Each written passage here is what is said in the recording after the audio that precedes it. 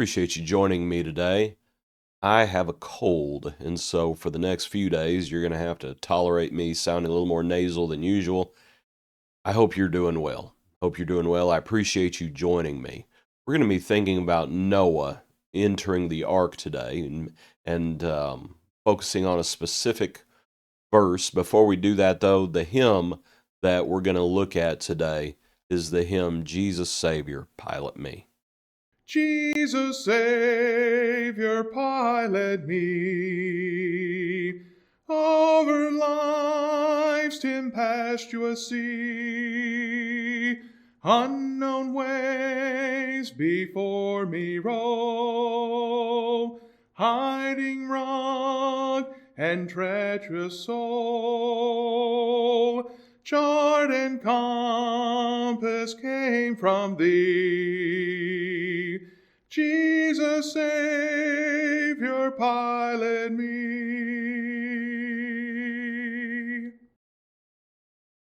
Lived in Louisiana for 8 years, and this was one of the brothers there. This is his favorite song, Brother David Pace. Good fella. Um, Miss him just in the sense of being up north and him being down south, just outside of Haynesville, Louisiana. But I remember him leading this song and talking about it. Was one of his favorites. Jesus Savior, pilot me. Brother Pace became a Christian later in life. Just think about Noah being an old man and entering the ark. And I was thinking about how much faith Noah had. And it's just amazing when you think about you think about a number of different things with Noah. And in Hebrews, it talks about being divine. He was divinely warned of things not yet seen. That's faith. That he was walking by faith and not by sight. And just think about what the ark did not have. And you talk about what the ark did have and how it had a design. And we'll talk about something else it had here in a moment. But the ark did not have a rudder. Imagine building a boat of any size, and I suppose that's why it's called an ark.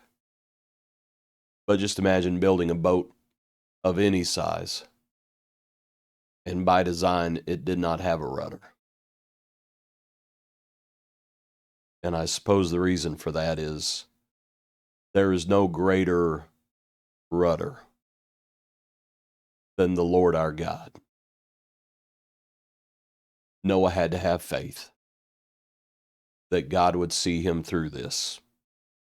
When the Lord shut that door, he had to have faith. He had to have faith before, as he was working building the ark. But when the door shuts, you got to have faith. There's no rudder on that boat.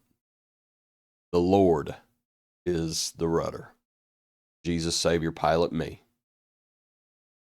In ships, there's also the place where the captain goes and looks out, the bridge. The ark had no bridge. There was not a bridge. There was not an observation deck. Anything like that. There's going to be a window that Noah comes out in chapter 8, but there's no bridge. And frankly, there's no bridge because in the Lord's wisdom, it doesn't need a bridge. The Lord is the captain. He's the rudder and he's the captain. Even if Noah did see the things that were happening, it's not like Noah could give the command to port or give the command to stern, or he could not give there's no rudder. There's no, let's drop anchor here. You're not going to stop until the Lord tells you to stop. Until the waters recede. There's no rudder. There's no bridge. The Lord is your guide. The Lord is your captain.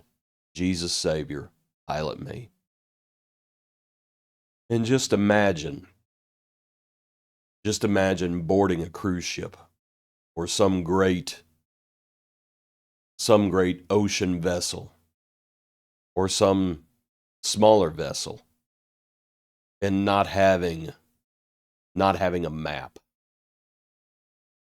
Noah had no maps. He had a lot of animals. He had his family. He had saved himself, but he had no maps. The Lord was going to pilot him. So that's why I say, think about the faith that Noah had. What the ark had was a door. And to look at that door, and the Lord shut him in. You know, there's different ways. I wonder the sound of that door closing. I don't think Noah looked at it like a prison. You know, they'll talk about prisoners hearing the cell close for the first time. And you have that sound. I don't think Noah looked at the ark like a prison. I don't think he did. Just think about at the end of the day, and here at the house, usually my wife will go around and lock the doors. She'll open the door and make sure the garage door is shut, go around and lock the doors. I don't feel like a prisoner at night. That's not the point of locking the doors. The point of locking the doors is not to keep me in. The point of locking the doors is not to keep my family in. The point of locking the doors is to keep the world out. And when the Lord shut that door, then there's a finality to it. And the world that then existed perished, being flooded by water. And Noah was safe. I remember asking one time in a Bible class, seeing how there was only a few, that is 8 souls, that were saved. I remember asking, did that make Noah a failure? Seeing how he's called a preacher of righteousness. Did Noah fail in what God gave him to do? And I may have mentioned this before. Someone was probably just a knee-jerk reaction, I guess. Someone instinctively said, well, seeing how the world perished, I guess you would say he was a failure. No, Noah was victorious. The world had failed. Sadly. Noah was victorious. And that door being shut was one of those final sounds of victory. And what a wonderful thing. What a wonderful thing that the Lord pilots us. Jesus Savior, pilot me over life's tempestuous sea.